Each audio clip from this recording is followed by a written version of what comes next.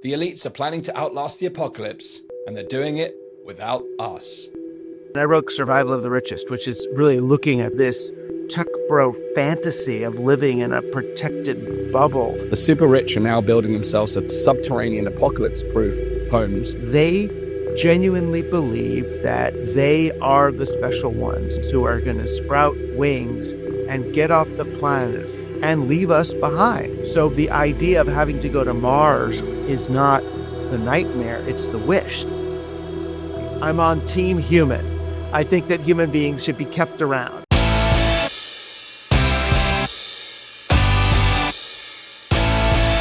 Have you hit subscribe yet? If not, do it now. We're closing in on 50,000 subscribers, and your support helps us to reach more people with bold, independent conversations like this one with legendary media theorist Douglas Rushkoff. In today's interview, we explore the God complex of the elite, the rise of AI, and why the most powerful people on Earth are so desperate to escape the very humanity that they help to shape. Let's go. Douglas, great to have you on the show with us here today. Good to be with you. Now, this is a subject that I know is dear to your heart, but today the headlines in the UK and the Metro newspaper reads this: the super rich are now building themselves a subterranean apocalypse-proof home. And you've sat face to face with the very same people who are building these bunkers and looking to escape reality. Can you tell us how on earth did you end up in that situation, firstly? But more importantly, I'm curious to know what it revealed to you about how these so-called elites see the world. Well, I mean, in all honesty, I mean, I'd love to say I was invited into James Bond-like into a lair of Dr. Evil, but really I was just at I was brought to a hedge fund conference, really as the entertainment, the way someone like me is, kind of an intellectual dominatrix who gets brought out to give a good hour of lashings to tech people and bankers about what's wrong with capitalism and why what they're doing is going to kill us all, and how they can't build a car that goes fast enough to escape from its own exhaust, that they're still here. And this was one of those, and I thought I was going to get to do one of these talks to these bankers, but it turned out what it really was this weekend where like the 100 biggest investors in this hedge fund are brought out, and they each get like a menu for the weekend. So it's like, 11 a.m. to 12, you can, improve your tennis swing with a tennis pro, or your golf swing with this golf pro, or learn to make an omelet with this television chef, those sorts of things. And one of the hours there was, 12p to 1p. Have lunch with a futurist, which was supposedly me. So it was a little bit more impromptu than one would expect, but at least a couple of them, I guess, they looked at the menu ahead of time and decided they want to engage with me. And, they started out, I guess cagey or casual, asking, these binary questions to me as futurist. Do we bet on Bitcoin or Ethereum? Is it augmented reality or virtual reality? When is, AGI coming? Those sort of things. And then finally they got to Alaska or New Zealand. And I'm like, what the fuck? And said, no, Alaska or New Zealand. Where should we put our bunker for the event?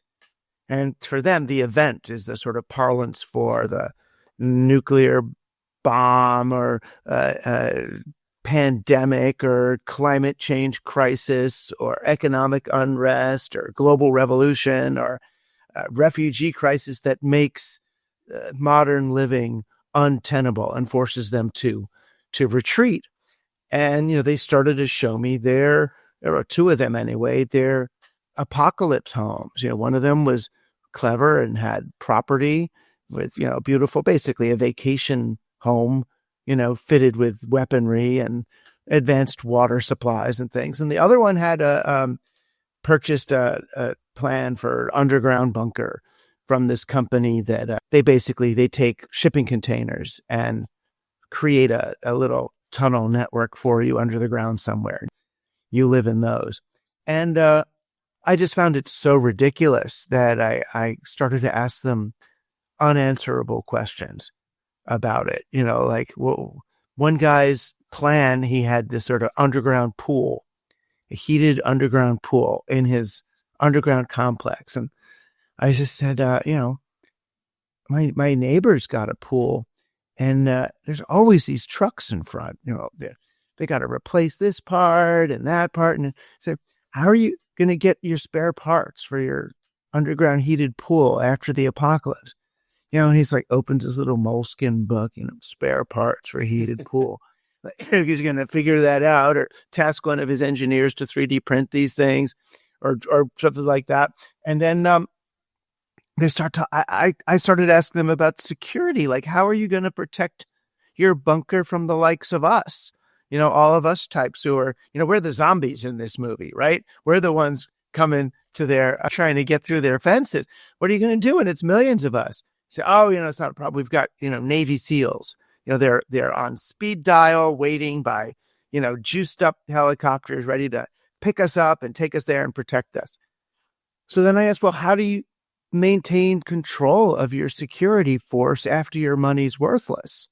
You can't pay people in Bitcoin if there's no world in which to spend the Bitcoin, or enlist no servers for the Bitcoin. It's not going to work, or anything. And we spent the rest of the hour on that. So what I realized was that these guys hadn't really thought about the future beyond a kind of Walking Dead childlike fantasy. But at the same time, they're justifying it with the worst philosophy from Oxford, the effective altruists and transhumanists and posthumanists. They're using that to justify it, that they genuinely believe that we human beings are in the larval stage of our evolutionary development, and that they are the special ones who are going to sprout wings and get off the planet, or upload their consciousness, or level up to whatever that next thing is. Go from Web 1 to Web 2, right? From, as Peter Thiel would say, go from 0 to 1, that next order of humanity or post-humanity, and leave us behind. We're just the first stage of the rocket. We don't matter. We are living on the dung like the maggots we are. Wow. Goodness me. I mean, as you were speaking, it reminded me of two films that I've seen in the last couple of years. One was called, I think it was the Obama was connected to it. What was it? Leave the World Behind. Have you seen that one? It's a quirky one, but you can see, people turn upon themselves in the face of such a situation. And the other one is Don't Look Up, where I think they end up, on a rocket somewhere. And I don't know who the character is modeled on, like Jeff Bezos or something, but someone like you're describing. What and they all get eaten by the aliens when they go to the other planet. Yes, yeah. Maybe that'll happen on Mars. So this experience, how did this shape? What did you learn about their worldview from that experience? What is it? Is it driven by paranoia, something deeper? What did you kind of examine from that? Well, it depends. I mean, I wrote this whole book, Survival of the Richest, which is really looking at that worldview from a number of different places. Where did this come from? And early on in my career, I blamed it primarily on capitalism, because what capitalism is the object of the game in capitalism is not to be doing the work. It's to have someone else doing the work, and you're one level above them, extracting value from their work. And if you're really smart, you're one level above them, right? You have the workers, you have the bosses, you have the shareholders, you have the financiers who are doing derivatives and stocks on the shareholders. And then you have the meta financiers, the ones who own the platforms and the banks to do that. Then you have the ones who actually create the money above that. So you want to keep leveling up. And digital technology provided sort of new ways for people to level up in ways they couldn't before. So you could have derivatives of derivatives of derivatives of derivatives, because now you had a new way to keep track of all that. And most of the people who are making money were doing this sort of ultra fast trading of derivatives of derivatives of derivatives, to the point where in 2013, the New York Stock Exchange was purchased by its derivatives exchange, which meant that the stock exchange, which is already an abstraction of the market, was consumed by its own abstraction. And in that moment, I think a lot of people started to realize that the way to win is to level up, is to move up one thing up. And I had always looked at kind of technology and psychedelics as the kind of pure expansion of the mind and the heart, our neurology moving through mycelial networks and our neurology moving through digital networks, that we're trying to build new ways of connecting with each other. That around 1993, just when we're in the height of that kind of psychedelic, cyberdelic rave movement that saw all is one and technology is going to connect us and the great guy in mind, Wired magazine came along and said, oh, no, that's not what this is about. This is a business opportunity. They reframed the internet as being about business. And they said quite directly, thanks to the internet, the global market will expand exponentially, uninterrupted, forever. That's what the exponential growth is here forever. It was called the long boom. And this idea caught on. It really married this kind of Ayn Rand libertarian idea with digital technology, with boy power, that kind of Atlas Shrugged kind of idea. And even Alan Greenspan, chairman of the Federal Reserve in the U.S., said, yeah, this is a new paradigm. This is going to happen. I blame not the technology, but the market for changing digital technology from this playground for human potential into something else. And that's because, at the beginning, we were playing with digital technology to try to increase the possibilities of the collective human imagination, to increase novelty and weirdness. Once people are betting on something, they don't want novelty and weirdness. They want predictability. So we took these tools, and instead of giving them to people to make new weird things, we used them on people to get them to behave predictably. And we got this horrible algorithmic programmed nightmare that we're living in. So that was like one main thread that was my original argument. But as I thought about it more deeply, I realized that technology and science have always had that strain in them, since Francis Bacon, the founder of empirical science, saying, we'll use science to take nature by the forelock and hold her down and submit her to our will. There's been this domination of nature, kind of rapo reductionism in science and tech that led to this tech bro fantasy of living in a protected bubble served by, Asian sex robots and never having to deal with a real human being again.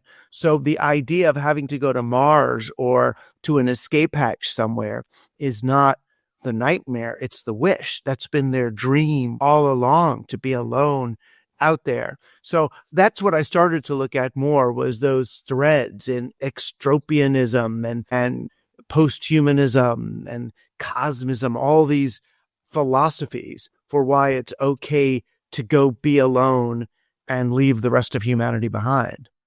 A quick break for a word from one of our partners. In times of economic uncertainty, gold has always been used as a safe haven for wealth.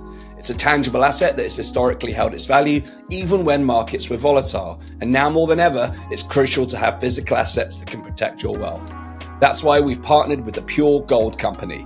They offer a secure, reliable way to buy physical gold bullion and precious metals, whether you're looking to diversify your portfolio, hedge against inflation, or simply protect your savings. With fully insured gold products stored in world-class private vaults, you can rest assured that your physical gold is safe and secure. For bullion-grade gold bars and coins, the Pure Gold Company makes it easy to purchase physical gold that you can actually hold. If you're ready to take action and safeguard your wealth, then visit danastingregory.com/gold to download your free guide and take advantage of a free consultation to explore your gold bullion options. Now, let's get back to the show. What do you think it is that's shaping that mindset? And you've also said that they don't hate us, but they actually see themselves as gods. And Zuckerberg has studied Roman emperors, and were they born sociopaths, or did they, or is this like the fine line between creativity, madness, and genius? What is it you think? Is it the nature and nurture? I mean, I would say for most of them, it's nurture, maybe they had certain tendencies, psychological traits, or certain, we're all neurodiverse, and maybe they have a particular neurodiversity that, promotes or makes it easier to move into a sociopathy. But Elon Musk was raised as part of a white supremacist community in South Africa. So lived his youth. I was in South Africa in the late 80s, early 90s. I know what that was like. If you're raised in a home that's a fortress with German shepherds, against what you believe are the threat of mobs of Africans coming in to kill you, and you've got to have your helicopter ready at all times to get out, and your weapons. And you see the cops are in vehicles that look a heck of a lot like those Tesla trucks. You're gonna see the world in a certain way. If you're a college student at Harvard who gets plucked from his dorm room, for his copy of a social media network and becomes a billionaire, and while you're becoming a billionaire, you have to watch the neighborhoods in which your corporation is operating turn into tent villages, you might develop a certain immunity to social caring. You may be able to say eventually, yes, we're moving our content moderation team from San Francisco to Austin, which is kind of like saying we're going to move our feminism team to Afghanistan. It's not about where they're housed. It's about what's the social signaling of saying they're going to be over there with Joe Rogan and Elon Musk.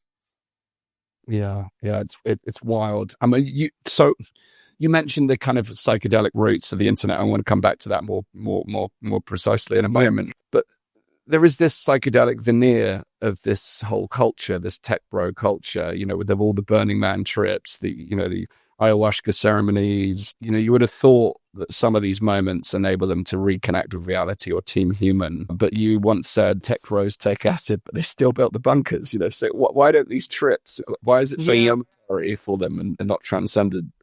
I mean, that's where I had to accept that just as a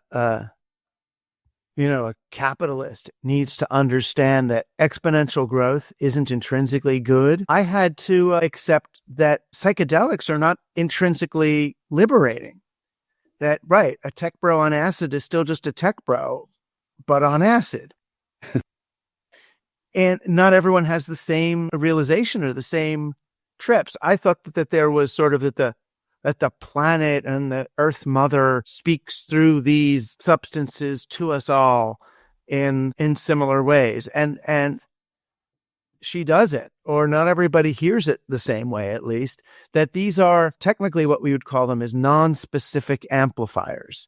They tend to amplify whatever you put into your mind or heart when you're doing them. That's why Timothy Leary, who was I know many people don't know him today. He was an early advocate psychologist at Harvard who was one of the early users and advocates of psychedelics. He said that what determines the quality of a trip is your set and setting, which is the mindset that you're in and the setting in which you do it. So if you have a hippie mindset but do psychedelics in a war zone, you might still have a bad trip.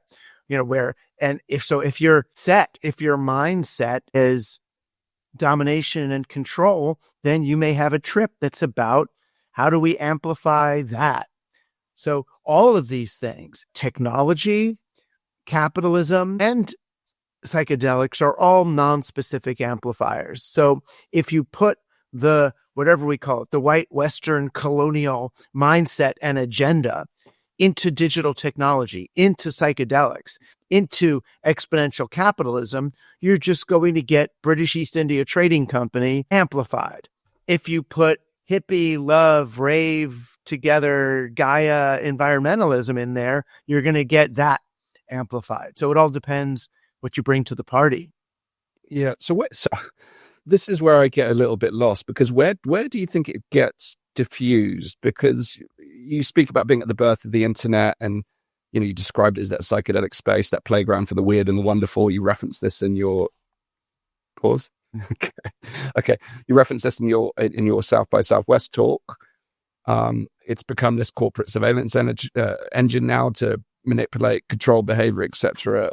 But at the origins, it was still the same people. You know, the technologists, the futurists. You know, designing some of these things. Is it only when the kind of financial machine attaches itself to the purity of it? Because I'm looking for the parallel, because I'm kind of seeing the same thing happening with AI, and you know, I'd be curious on your thoughts on that in a moment. But where does it start to distort from that psychedelic origin? You know, what is it that starts to take it away from its original intent? Is it purely corporate interest? What is, in your view, that distorts the purity?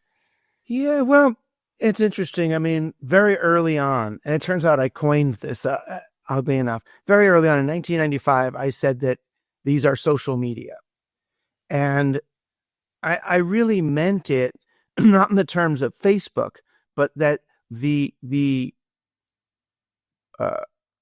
main agenda of any of these media is social. It's connective. So the internet, even though it was created, you know, for scientists to be able to communicate it during a nuclear war and share, you know, nuclear codes and whatever it is that they need to do, how do I even say it? The actual behaviors on these networks were social. The scientists were sharing Star Trek fan fiction and recipes and weird scientific ideas about multiverses and things. It ended up being a whole bunch of kind of Stanford psychedelic scientists talking about their weird ideas. The government, this is when it was called ARPANET, said, we don't even need this thing. This is crazy. They're just all talking about all this crap. They tried to sell it. They tried to give it to AT&T. Do you want the internet? It was like for $1.79 or almost for free if they would pay some of the maintenance costs. And AT&T said, no, we don't want this thing. Nobody, there's no way to make money on this. People are just talking. They're just having fun with each other. You can't make money off people actually enjoying each other, right? You can't make money off people having sex. You can make money off people not having sex for one reason or another, but not when people are actually doing it, right? You want men to have erectile problems and social problems and not be able to do it, right? That's better for the economy than just everybody just doing it, right? So the way I looked at it was that the early internet had fought off the military with this social vibe. And then came the .com thing with Wired and all that. We're going to make money off this. And the .com thing crashed and the social came back. And then I thought, again, it's the people's thing. The social is going to come back. So it does keep coming back, but they get the other side that wants to extract value from diminishing the social and increasing the paranoia and the isolation and the individualism. I mean, they're pretty good at what they do, right? We have iPhones, not Wii phones, right? That's the nature of this place. The algorithms are not connecting you with other people. The algorithms are learning to make you afraid and paranoid and FOMO, and not intentionally. It's just what they've found works better to increase your engagement with a device rather than with other people. How do you get people out of the room, stop making eye contact, stop being with each other, and back on their devices? The only way to do that is to desocialize them, to make them afraid of each other, competitive with each other, and less friendly. So it pushes in that direction, but it keeps happening. We keep getting more social, then they keep pushing back. And even, in AI, it's funny. So the internet started as this kind of pro-social, almost commons-based idea. It's one big shared thing. That's the way the net started. We were all on terminals and we shared processing space in big computers somewhere. So it was all about shareware and freeware and giving stuff away. Everything had that open source quality. When Bill Gates came and said, "Oh, I want to charge for this," everybody was like, "What the fuck? This is not the way this works." So it was this free open thing that then became locked down. When crypto came, originally Bitcoin was kind of like tech support for Occupy Wall Street. It was a way saying, yes, we can have our own economy, a peer-to-peer network that's going to give value to things ourselves without any central bank, fight the power. We don't need Wall Street. We can administrate secure transactions between each other without a central bank, without them. And then, of course, it became about the tokens, getting rich. Same with AI. Even OpenAI was originally meant to be open. That was the whole point. And then the struggle at the company was Sam Altman came to believe that he could not grow fast enough and compete fast enough unless it was part of capitalism rather than this open thing. So there was that fight for the company. Only in this case, it was interesting. Usually it's the original founder of the company that's trying to stay true to the values and the shareholders who are trying to turn it commercial, like what happened with Apple when Steve Jobs got kicked out. In this case, it's the opposite. It's the original guy trying to bring it into the market, and that original board saying, no, we have to stay true to the, making sure this is good for people. So that was sort of the moment in the AI world when it flipped. Yeah, wow. So it reminds me, I've just read Ken McCarthy's book, How the Web Won. I don't know if you've read that one, but his publishers sent me that in advance of an interview that we're going to do. And it chronicles almost everything you've just talked about, the period between 1993, 1995, how the web went from being, part of the military to this thing saying, well, we're not going to do anything of this. But then Ken tells the story of how they're trying to monetize it to make it have longevity. But then at the end of his book, he looks back and says, what have we done? It looks back and recognizes, this has now become this kind of machine of control and, social engineering. Yeah. And I did a book in 2016 called Throwing Rocks at the Google Bus, which sort of chronicled that. It's how did we go from this world where two kids in their dorm room in Stanford create this great new app to take down big bad Yahoo, right? It was an algorithm, a people's algorithm to use how we link to each other to turn it into a search engine that figures out its results from the bottom up rather than some corporation creating a giant table of contents to the internet. How did that little thing become a company so big and so disregarded that people quite literally were throwing rocks at the buses used to take their workers from San Francisco down to the Googleplex Mountain View headquarters? How did that happen? How did the growth of the internet become the enemy of our shared prosperity?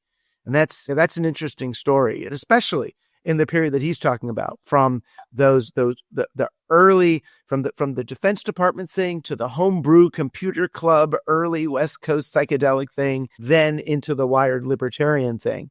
It was fascinating to be alive through that. And people who are watching the psychedelic revolution are seeing that happen again, where big business is realizing, psychedelics are not just for hippies. They're not just bad for business. There's probably a way to make this part of business. But, the way they're going to do that doesn't look pretty to me. No, there's the old phrase, marketers ruin everything. And I think that's, the sacred that comes with psychedelics and some of those things is already being seeped out through that same process. But the other flip side of everything you've just said is, it's from dorm room to underground bunker, it's the same people. That was my kind of thinking. How did those people who were and the rebels who create some of these technologies to go against the status quo end up being the status quo. The reason is all of us, I think, keep that scenario a little bit in our head of how could I survive if everything falls apart? And then anyone with half intelligence realizes, I can't. I'm in New York. How much food can I store in this apartment? Or even if you have an organic farm somewhere, how much could you defend it until the motorcycle gangs come and take all your food and your women and children? It's like, it doesn't work unless you have enough money to be able to imagine, well, maybe I could. Maybe I could build something with billions that is actually impenetrable, get some space lasers or force fields and it's a fun experiment for the undeveloped sociopathic imagination. And people don't know they took them off the air because of that racism, but like the little rascals, the little boys and the little rascals, in some episodes, they would have this little clubhouse. And they said, like, no girls allowed, you keep out. And you'd have this little place. That's the fantasy. I want the ultimate clubhouse with a big screen TV and every movie ever made. And what do you want in your water beds? And, I want a holodeck and, you're raised on Star Trek Next Generation and you want to build that, what was Star Trek anyway? It was a apartment complex in the middle of space with a TV screen to look, on the bridge, so it was, and I think that's the fantasy. So the reason they do it is because they can. Once you've made tens of billions of dollars, it's really hard to stay connected to other people. Most of the experiments we've done on Billionaire shows that their compassion, their ability to relate to pain and suffering of other people goes down when you get that much money. It kind of has to, because to get that much money, you have to, as the Bible would say, you have to harden your heart at some point. You can't run Tesla without being aware on some level of the tens of thousands of slaves going for the rare earth metals to get the molybdenum to put it in there. I mean, I don't know if you can even drive a Tesla at some point without knowing that, but you can't use a friggin' iPhone without knowing that you can't get it out of that supply chain. It's there. And it's one thing to use it because we're sort of in the system with it. And it's another to move to the top of that system and then not do anything about it. Yeah. But it's the paradox that they become even more disconnected from not only the problems that they've helped to create, but the underlying reality of humanity. And therefore, I always wonder if they've just drunk the kind of Kool-Aid when it comes to the kind of existential threat, because we live in this kind of world where Collins Dictionary literally in 2021 called it the word of the year, permacrisis. And we've got into this discussion now about permacrisis and how everything's a crisis. And part of me thinks that a lot of the things we're grappling with right now is because we've amplified and sensationalized and everything has become so hyperbolic that we can't even connect with the underlying reality anymore. And I don't think I've got his book to hand us to have. Balaji talks about this in his book. It's not his book. It's Jerry Jorgensen's book, but it's a thing on him. And it talks about how we have the underlying data, but the data is boring. So we get a segment of that data.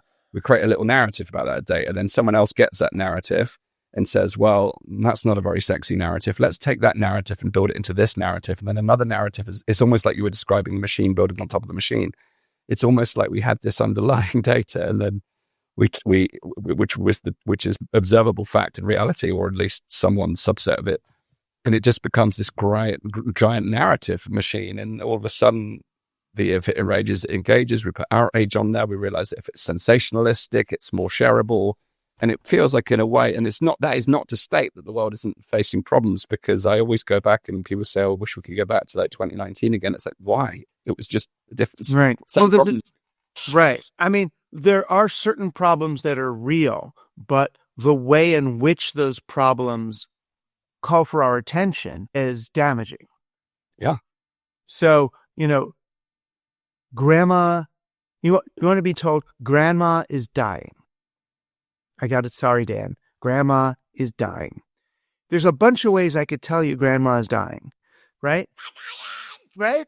And it's like, and then, grandma's dying. And what if, okay, grandma, you're your grandma. We love grandma. Grandma's going to go through a real change now, and we're not going to get to see her anymore. So let's start to spend a new kind of time with her, let's be conscious of the fact that she's going away and what it means to her and what it means to us. And I mean, what it engenders a completely different approach to what's happening, right? So if you are aware that looks like we're all dying, it looks like unless there was an intervention beyond what we can currently imagine, it looks like we're all going to die in the next couple of centuries from having tipped the climate beyond its carrying capacity. Maybe not all of us, but we may only be a couple of 100 million left after whatever happens. How do we want to move into that? And how do we want to address that together? And our media doesn't lean into those kinds of approaches to issues, even to say, as I just did a monologue about this for my Team Human show, that we're all pointing at everybody else's fascism, and we're not coming to grips with the fact that we are living in a fascistic leaning atmosphere, that most everything we're doing is becoming absolute, whether you're on the right or on the left. The absolutism I experienced as a white male, apparently cis, I say apparently because most of my life I was called a sissy, and now I'm cis. As a white, apparently cis male in a university system, I know what it's like to live under the fascistic equivalent on the left, and that extremism. And we're seeing now as a nation, what is it to live where, people are judges, whoever, are being plucked out by a fascistic right.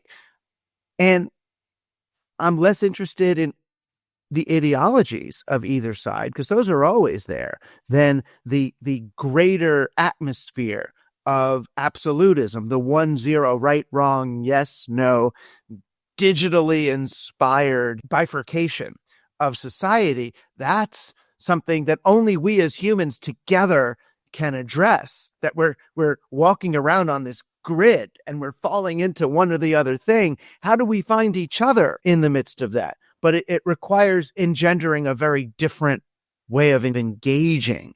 And that's the hard thing right now. Yeah. And I think, this is at the heart of, I think, some of the challenges we're facing right now is this, how things are presented. And let's take, in the UK, we've got a lovely period of warm weather at the moment, which is rare. Yeah. Actually, I had to have my window open here. I don't normally do that because of background noise, but it's just so hot. And we had this headline that said deadly 21-degree heat wave. I mean, did people die? No, 21 degrees is like 1 degree higher than it normally is. 2 degrees higher than it normally is. So it's like, and you get this like red like weather map, and it's like, well, hang on a minute. Like, I was just on holiday in Cyprus where it was 30 degrees, where it's normal to be that hot. And in the UK, we're told it's a deadly heat wave at 21 degrees. I don't know what that is in Fahrenheit. But that to me is, and then that gets clickbait. So you either get people who are genuinely panicked by that without stopping to think, well, hang on, 21 degrees. It's like, it's more than, that's just like a moderate about over. And it creates cognitive dissonance. It creates cognitive dissonance that in the long term actually distracts and then dissuades people from addressing any kind of real climate change that's there. Well, that's the other side. That keeps happening, like organizationally. So you go to say, this is even a worser topic for getting yelled at, but say you go to COVID vaccines, which worked and did all these good things. And COVID vaccines ended up with a kind of a scary prevalence of myocarditis in adolescent boys who got certain ones of the vaccines under certain conditions. And in America, anyway, we, whoever the keepers of the media are, intentionally repressed those results because they wanted to make sure people didn't see them and stop doing the shots. And what they did was create the reverse effect, because why are they hiding that? Then the information does come out, and then people who hated the government and Fauci and all then use that as a sensationalist story. Government represses the danger because these shots are actually, Jewish space laser nanobots that are going to open your brain to G signals, and they go in that place. Or I watched so many times when Trump is bad enough, but I watched so many times when we so many examples, but so many times when the Western media or the liberal media takes a Trump speech and does take something out of context because it's juicier. And if you look at he didn't really quite mean that, he didn't say, I am Jesus Christ and you should worship me. He's kind of joking, saying, fine, I'll be Jesus here, and then they say, he's making himself into the Jesus of the fundamentalist movement and all. And it discredits media, but it gets the attention. It's sensationalism. So how do you reconcile the communications and journalistic needs of a society with the business needs of platforms that live off sensationalism? what they end up doing is putting a picture on the screen that actively disables us from addressing the actual problems. Yes. So the way climate change or Trump or leftism or rightism or this is put on there, it puts our focus on the figure and takes our attention away from the ground. And the ground is where the people and the things where you could actually do something about something. It's not by watching TV or making a tweet. Yeah. It's so tricky. And I also think within that, it's literally a football of truth getting kicked around that doesn't ever land anywhere. No goals are scored. And as a result, we don't actually get to properly debate. I just interviewed Dr. Peter Coleman, who's written a book called The Way Out, which is about how to overcome toxic polarization. And we explored that the people who are competing in terms of ideas are not actually competing with one another. They're not actually engaging. There's no engagement to actually look at the data. So, for my audience, both the climate and the COVID vaccine can trigger or not. But it's if we actually got down to it and sat around a table and looked at certain data points that one side is looking at and the other isn't, you'd probably all start to move your position based upon the information that's available. But unless we actually take the time in a calm, rational sense without emotion, which is difficult for all emotional beings. I know, and there's different things on different sides, so it turns out hurricane data is not currently really on the climate change activists' side. Hurricane data is pretty neutral over these last decades, but polar ice shelf melting, real. Ocean levels rising, real.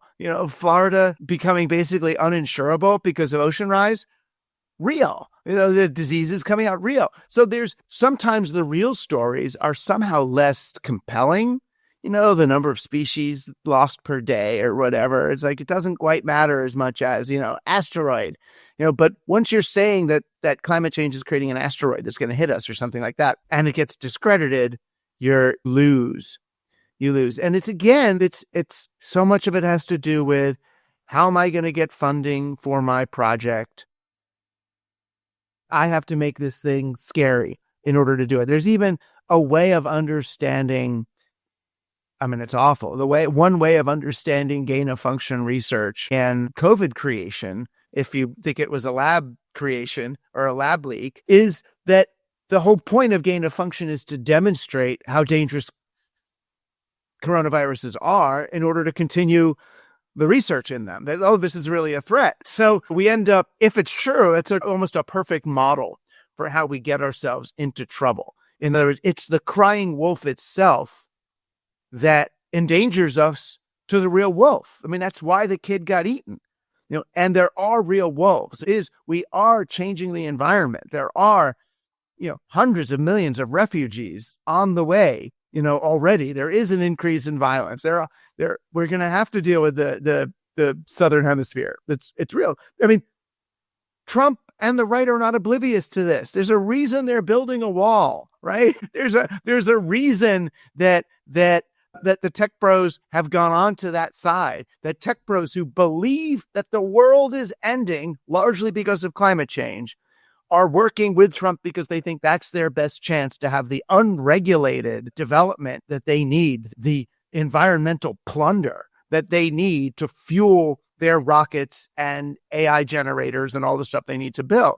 So if you calm down and stop looking at the different sides and just start seeing who's doing what with what to whom, it becomes clear that our only choice as people is to, I hate to say it, meet your neighbors, set up mutual aid, learn how to take care of each other. Talk to any good prepper.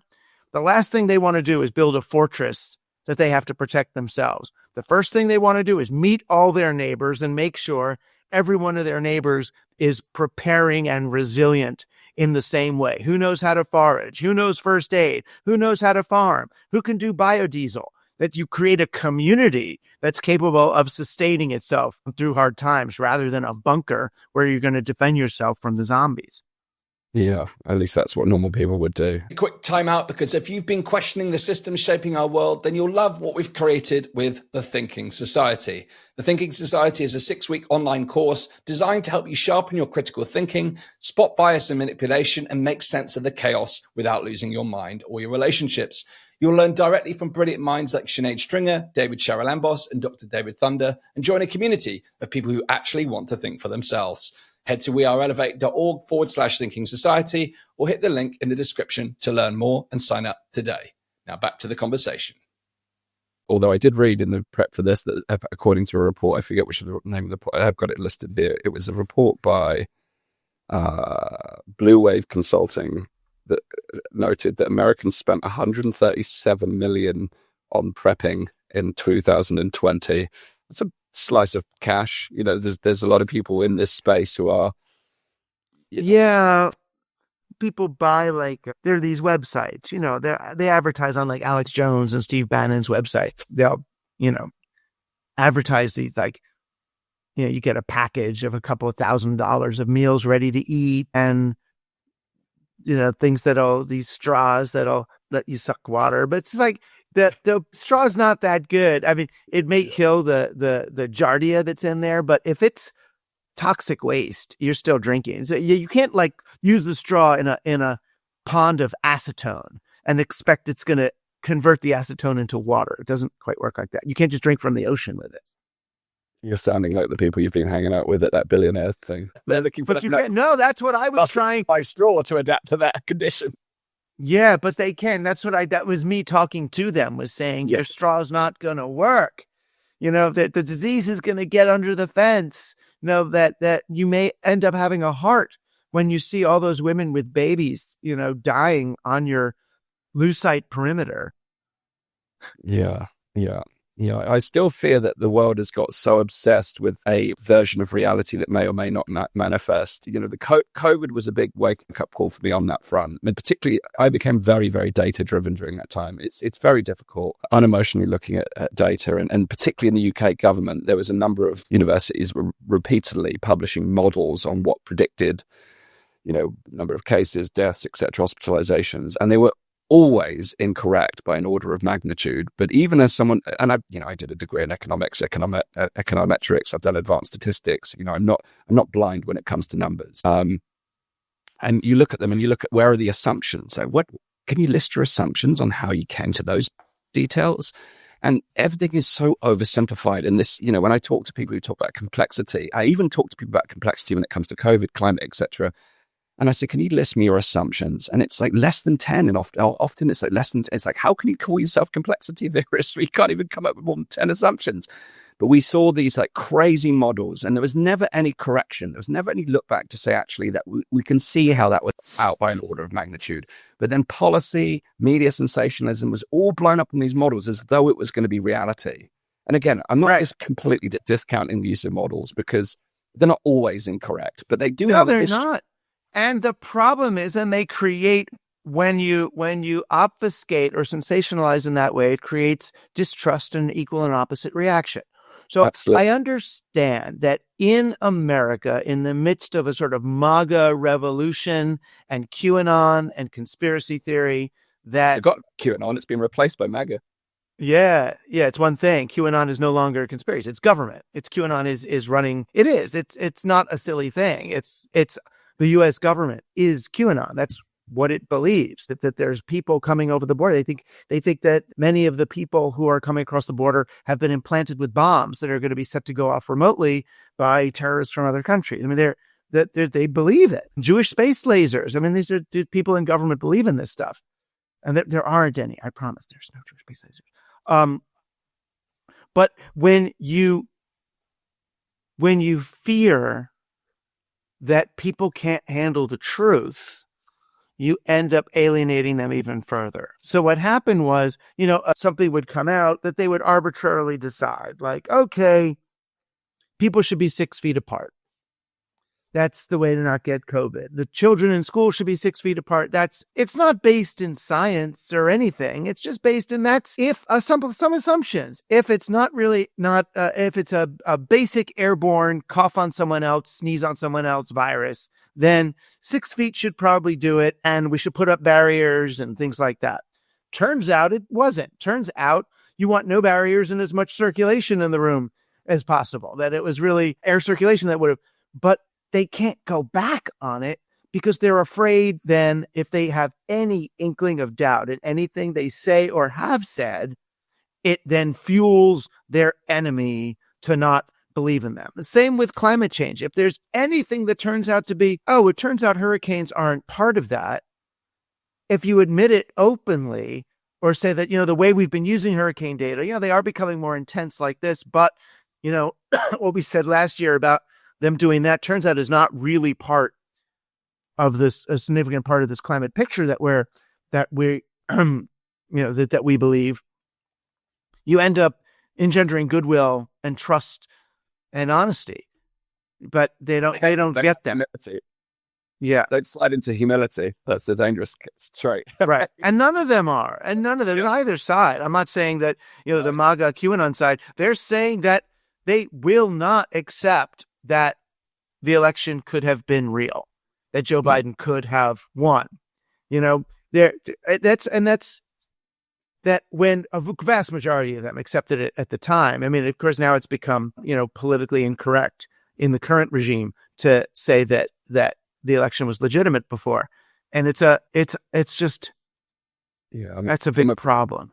It is a big problem. And I'm joking about this now, but as a Brit, from observing from afar, I'm thinking, how did either Trump or Biden get elected? Are they the best humans you can come up with for your presidency?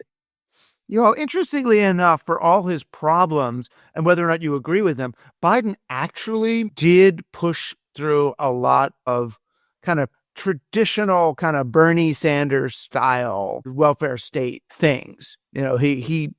He did this. The one I like best was right to repair, that we're allowed to fix the stuff we buy. There's this big business tendency. I'm sure you've done shows on it with like John Deere tractors, that you buy a tractor, but then it's observing everything you do with AI and you can't repair it yourself without bringing it to a proprietary John Deere store. And it's like, wait a minute. I remember the day when I bought a car and could change the points and plugs and brakes and all that stuff myself. I should be allowed to open up something that I own and do repairs on it. And so things like that, certain kinds of infrastructure fund, he actually got stuff done. It's just that as a head of state, it was really scary to watch your head of state apparently be the kind of dying in real time. It's like, it felt I was so sad, because I kind of liked aspects of him. I had met him once a long, long time ago. And when I saw him during the first debate, I thought, this is so cruel. This is so cruel. I just could imagine the 10 staffers around him right before he went on. Remember to say this, Joe. Remember to say that, Joe. Remember to say this. Like flicking with all this stuff. And he gets out there. I was like, Joe, just kind of don't worry about anything. Don't worry about just be grandpa. Just talk. I felt so bad watching him struggle up there. It wasn't hate that came out. It was. Yeah. Well, yeah. I didn't plan. Anyway, but I know what you mean. That is this how that we look at, and it's because our democratic process is fucked. This sort of this 2-party dominant corrupt thing. And the gene pool is weak, I'd say, across the world right now. Yeah. In some ways, the real problem that happened in America politically is the Democratic Party had enough safeguards to prevent a populist candidate from winning. So they were able to stop the Bernie Sanders campaign, where the Republicans didn't have those safeguards. They didn't have superdelegates and party rule at the same level, so that their populist revolution, which was apparently Trump, did win. So you ended up with a 21st century, not really, but faux populist candidate against a 20th century pre-populist elitist candidate, and that's sort of where the voting went.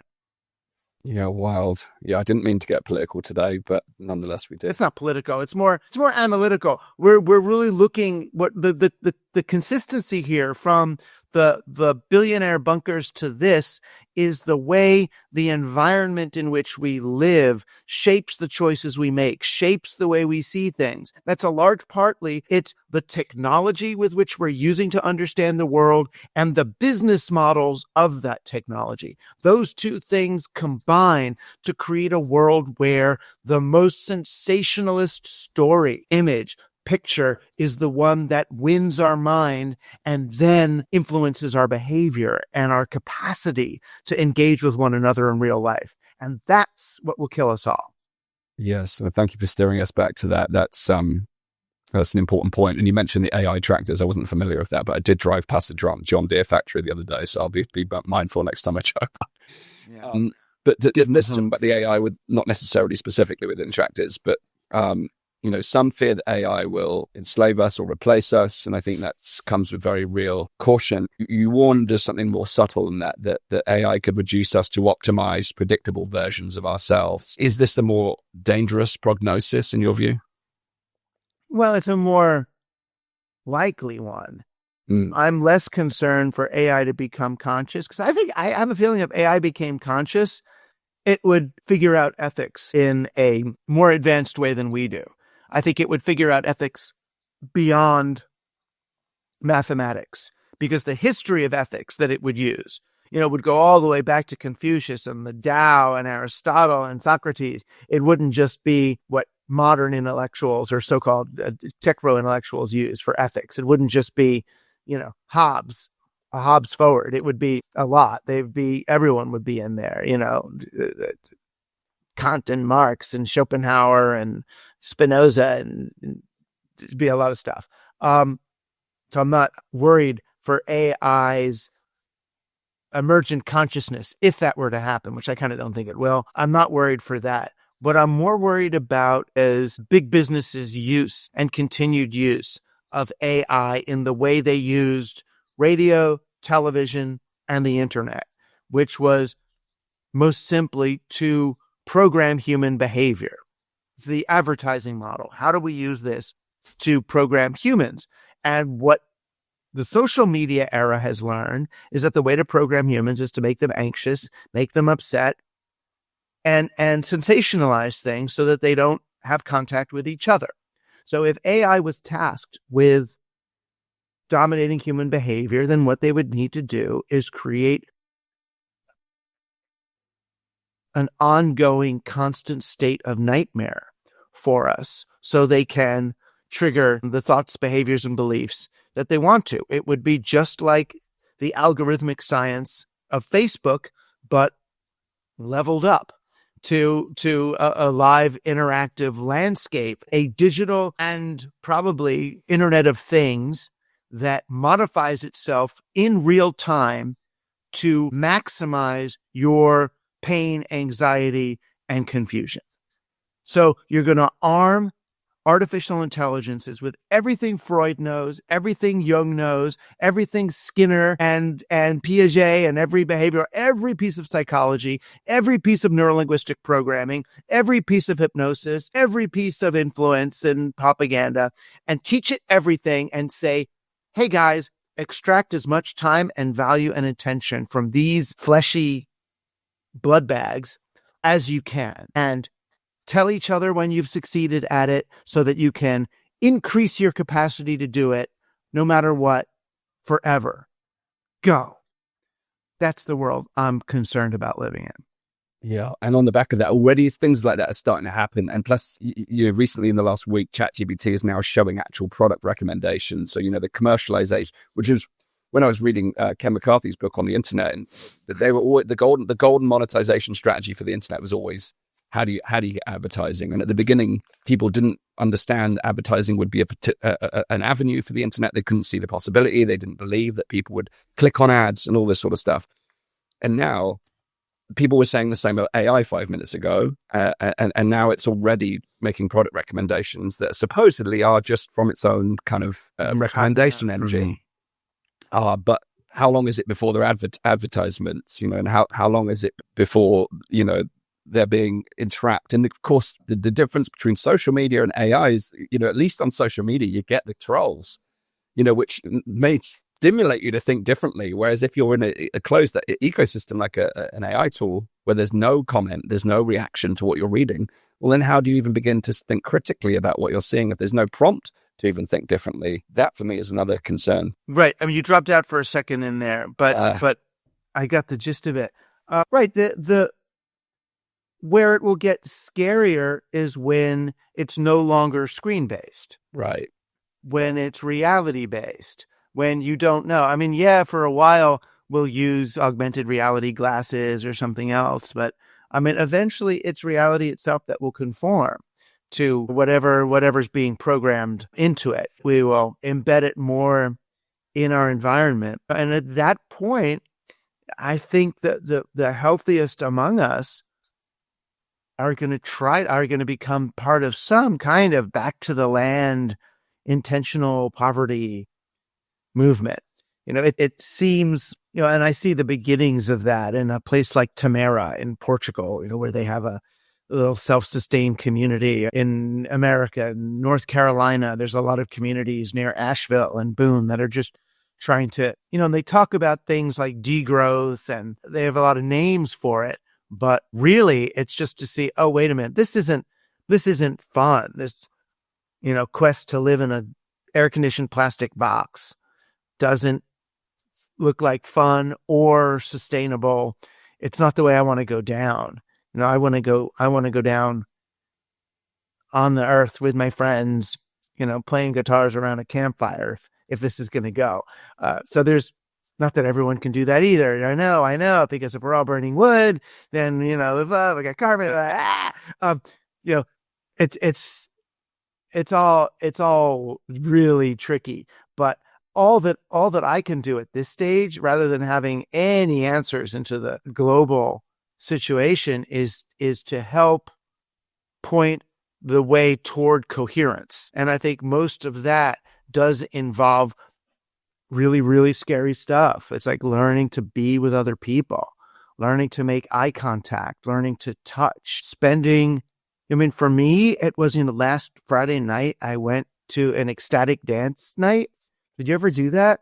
Yes. It's like, and there was no E or anything. I mean, there was, maybe I didn't take it.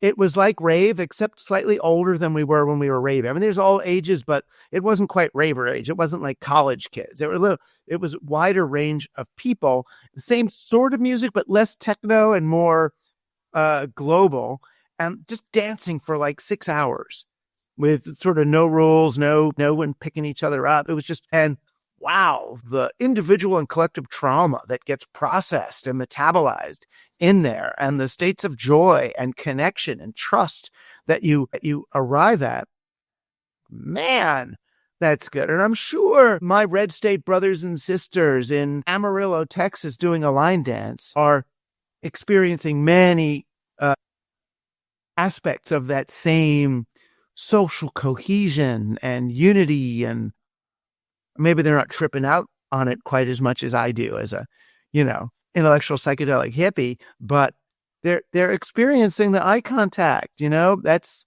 Joe from down the street. He was kind of an asshole to me yesterday, but now we're in the line dance together and everything's okay. Yeah. Well, I want to move on to talk about this as we come to the closing section, because, we started by talking about this elite and their worldview and how it's influencing society. In fact, before we move to this segue, because for me, it's a really important question linked to AI and everything we've talked about. People talk about technology being neutral, and that it's in the eye of the user that determines its practical application. I've always struggled with that.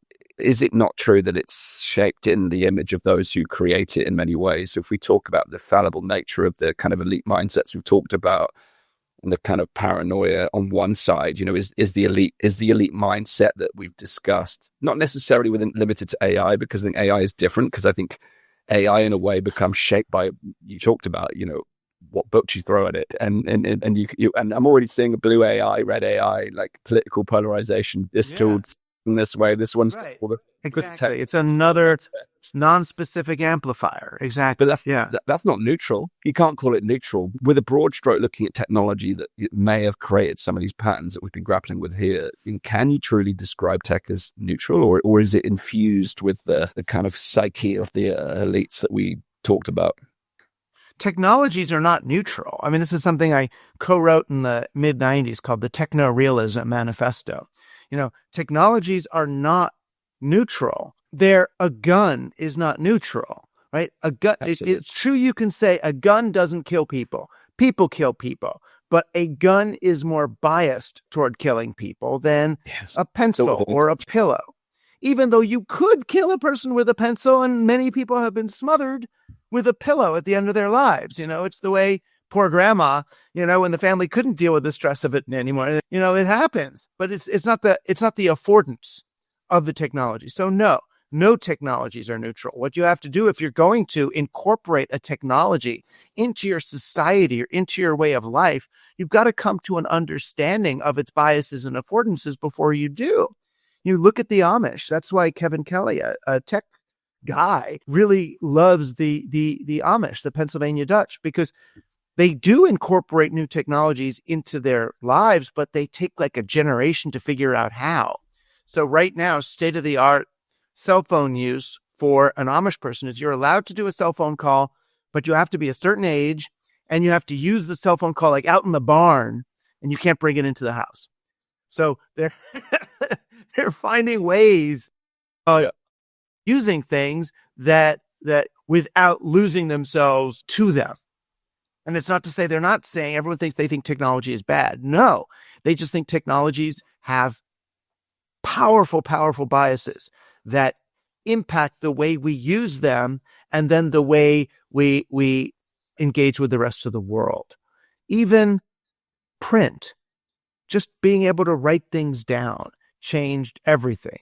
The ability to write gave us the ability to write, to lock down the history of who we were, and to create contracts that bind us into the future. Changed everything. That's how we got Judeo-Christian thinking. That's how we got contracts and ownership and industrial slavery and agriculture, because now you could keep track of fields, and writing things down changed everything, for the good, for the bad, for both. But it was biased towards certain things. And if we understood, as someone like McLuhan or Walter Ong tried to tell us about media, really understanding media is when you get something like script, now you can communicate with people without actually being there, without face-to-face contact. I could leave instructions for you and go somewhere else. I can make an agreement, but not be there when the agreement comes to term. What is that going to do? And what does that require we do to compensate for these new biases? And we have to keep asking that whenever we bring a new technology into our world, a new medium. And we generally don't. The only question we ask is this going to be good or bad for the market? Yeah, I'm thinking, when do we last ask those questions? Right. I want to take us to a kind of hopeful optimism, if that's possible. So, Team Human, my guiding question here is, well, firstly, I want to understand Team Human, how you came to this concept. I know, obviously, you've written a book about it. I'm kind of looking from a level of abstraction of how do we make this into a kind of movement that helps us to kind of break free from this tech elite and what it means to return to this idea of Team Human, not as a, I said to you before, it'd be lovely to have it on a t-shirt. I want one, but it's not about t-shirts. Yeah, I'll show you one now. Let's see it. I want to see it. I'm not wearing my Free Humanity t-shirt at the minute, but I do. Oh, cool. Yeah. Team Human. See? Yes. I mean, I want the t-shirt, but at the same time, I want it as a way of life. So could you? Yeah. Well, listen to the podcast. It's a podcast, or watch the vodcast now. I have a real studio and a sponsor. I've got everything now. It's kind of awesome. You can do Team Human. I mean, Team Human is really just a matter of finding the others. So the idea for Team Human came up. I was on a panel with Ray Kurzweil, who was talking about, the next phase of humanity and whatever, and how human beings have to pass the evolutionary torch to technology because of the singularity, and computers will get conscious and it's okay. And I made this impassioned plea for, oh no, humans matter, because we're weird, we can embrace paradox, that's sort of the Team Human thing, that human beings are strange and quirky, and there's novelty and a lot of stuff we don't understand, and we deserve a place in the digital future. And he said, oh, Rushkoff, you're just saying that because you're a human. Like it was hubris. And that's when I said, all right, guilty. I'm on Team Human. I think that human beings should be kept around. And yes, I'm saying that because I'm one of them. And like being alive and here and stuff. And then the more I thought about it, the more I like that term Team Human, because it also implies that being human is a team sport, that you can't be human alone. And that this idea, this bastardization of Darwin that the tech bros use, this idea of survival of the fittest individual in a might makes right universe, is not what Darwin was saying at all. That what Darwin was writing about is the way that species collaborate and cooperate to ensure mutual survival, right? As we all know, it's not that trees shade each other in the against the sun and the big ones kill the little ones. It's the big trees sharing nutrients with the little trees through the root structures and mycelia that are underground, cooperating with the exchange of nutrients. That the forest is a collaborative act between all these different species. And so I then started to do this podcast, Team Human, as a way of sharing both that vibe and evidence that that we can do this together better than we can apart. That it's funny, it sounds so much fascistic to say it like this. There's kind of one thing going on and we're all a part of it. There's a dance and join it. And so I'm asking people, find each other, find their neighbors, establish rapport, live in an embodied way while you're alive, because we're all here together. And, it's really less about politics and all than establishing rapport is going to be a prerequisite to any kind of solidarity anyway. And we'll do so many of the things rather than, or in addition to marching for what you believe in. I wrote this essay, borrow a drill. If you borrow a drill from your neighbor instead of buying a new one at Home Depot, that sets in motion a whole chain of events where people are meeting each other, where now you owe something to your neighbor because you borrowed it, and they're going to come over to your barbecue. And I talk all about that, and then we'll all start sharing stuff with each other, so we need to buy less. And someone then invariably gets up at the end and says, well, yeah, if everybody's buying fewer drills and lawnmowers and stuff, what happens to the drill company? What happens to the lawnmower company? As if our job is to keep this economy going rather than the economy being in service of humanity. So Team Human recenters the humans and say, okay, why don't we change the models that we use in order to serve humans and living things rather than turn human beings into servants of the models that were put in place by, in this case, monarchs of the 13th century who were trying to prevent the rise of the middle class by inventing corporatism and central currency. These are not givens. These are not given circumstances. And even our brilliant little tech bros, they're more than happy to disrupt the automobile industry or taxis or hotels or delivery, but they're not looking to disrupt the underlying logic of Goldman Sachs style venture capitalism, because that's how they ultimately maintain their advantage over the rest of us. Same old.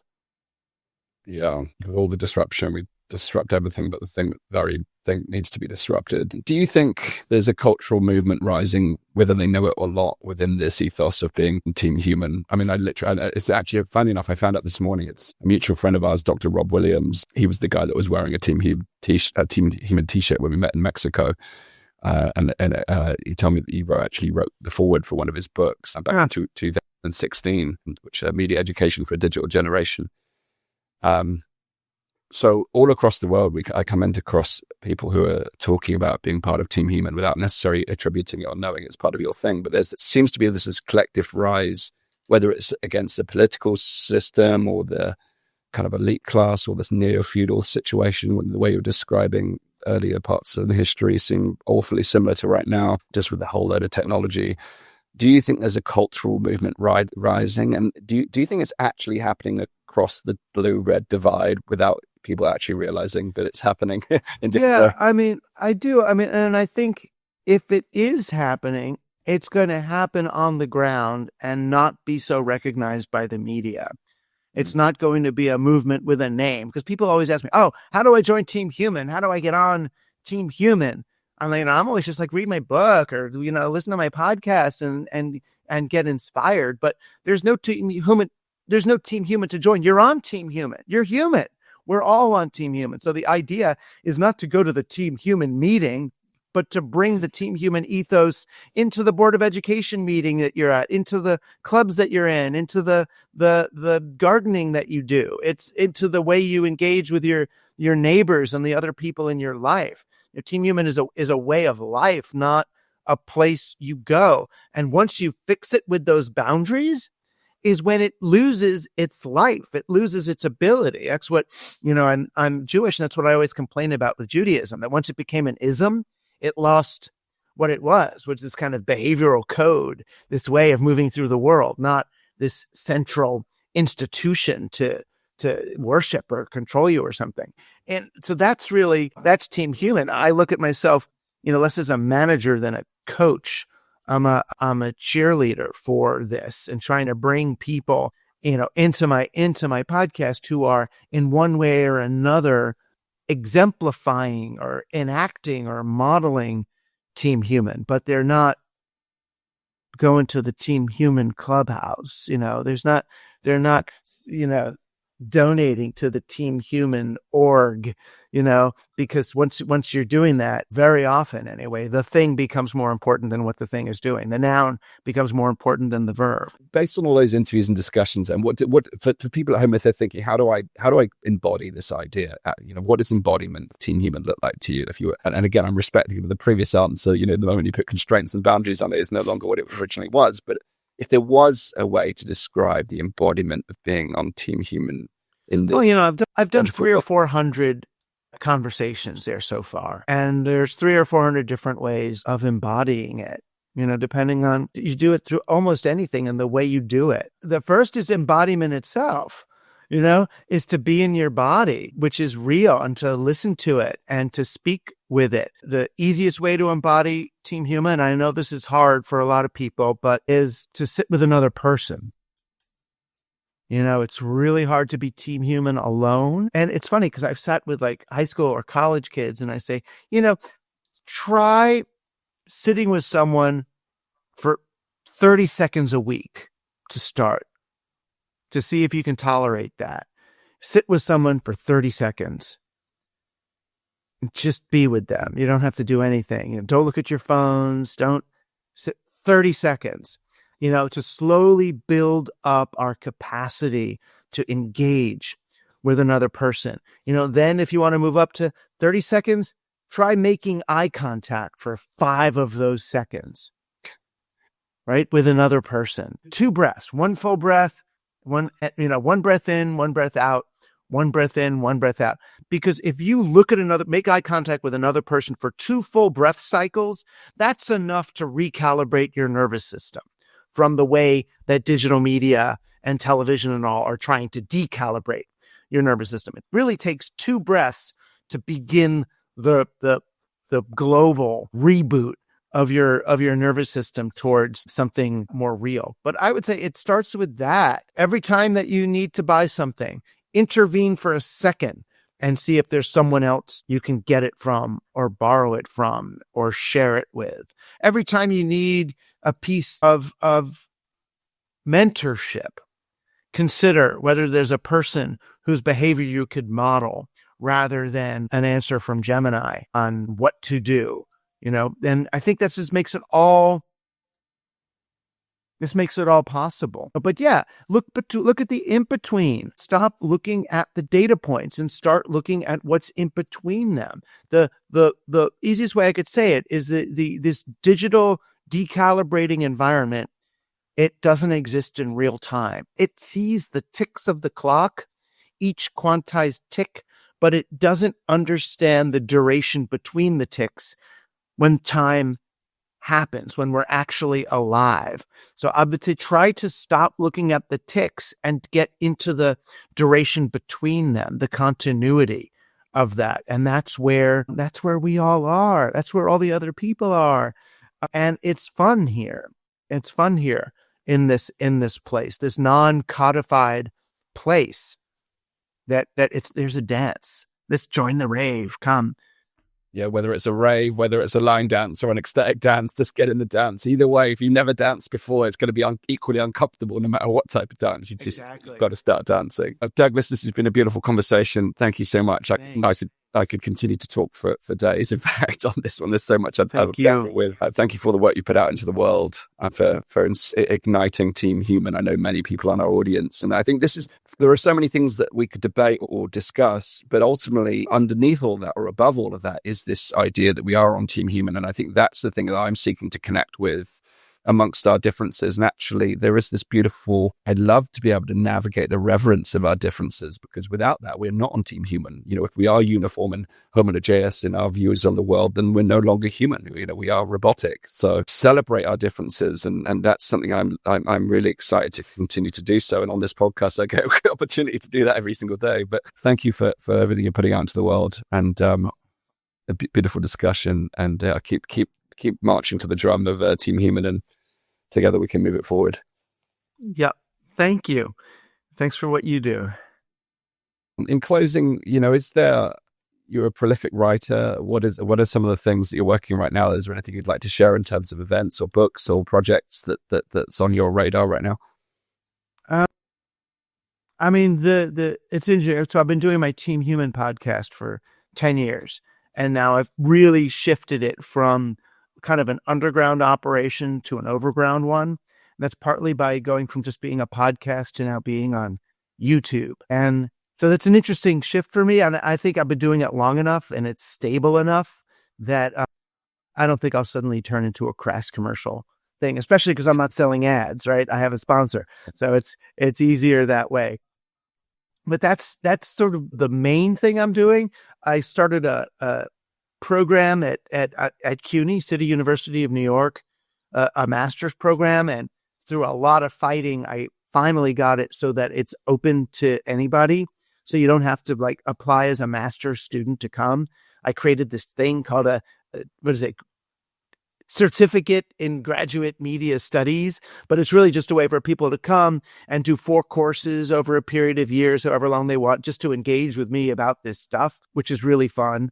And people can do that. And I'm just starting with some guys something called And Us, which is it's kind of a network for people who want to think and engage deeply with AI, particularly like people who have like big companies or governments, you know, or something who I don't want them to integrate AI willy-nilly into what they're doing, but to think consciously about, is there an opportunity here for a reset? Is there an opportunity, thanks to a technology as profound as AI, to choose how we move forward rather than just get on whatever the bandwagon is that these companies are telling me I have to, because it's going to change a lot of things. I think AI is at least as big as the internet, say. It's going to change a lot of things. Do you want to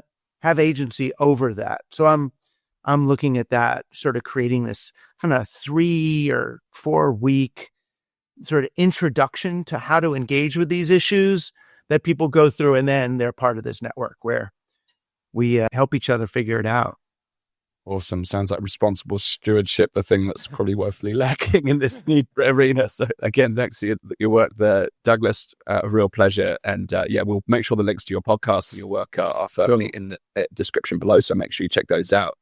Please, and do listen to the podcast, do share your story, and let us know in the comments, what does it mean to be on Team Human to you? I'd love to hear your unique perspectives, and how does that manifest in your daily life? Let's start a conversation about what it means to be on Team Human. Douglas, thanks so much, and thank you to be in the Dan Astin-Gregory podcast. Thank you for listening to this episode with Douglas Rushkoff. I hope this stirred something in you, because we do need to talk about these things. While the tech elite may be trying to escape the future, the rest of us are here trying to reclaim it together. Douglas reminded us that we don't need to transcend our humanity. We need to remember it. But I'll be honest, there were parts of this conversation that left me frustrated, especially around Douglas's take on climate change. That moment was a trigger for me, not to argue, but to go deeper. So next week, I'm joined by physicist and former White House advisor, Dr. William Happer, who challenges the carbon narrative head-on and argues there is no climate crisis. If you've ever questioned the mainstream climate narratives, or even if you haven't, you won't want to miss this one. So hit subscribe to get notified. We're closing in on 50,000 subscribers, and every single new subscriber helps us to bring bold, independent conversations to more people just like you. And if you want to go deeper and join our community of free thinkers and support our show, then join us at the Live Free and Prosper community. You'll find the links in the description below at danastingregory.com/supporter. Until next time, live free and prosper.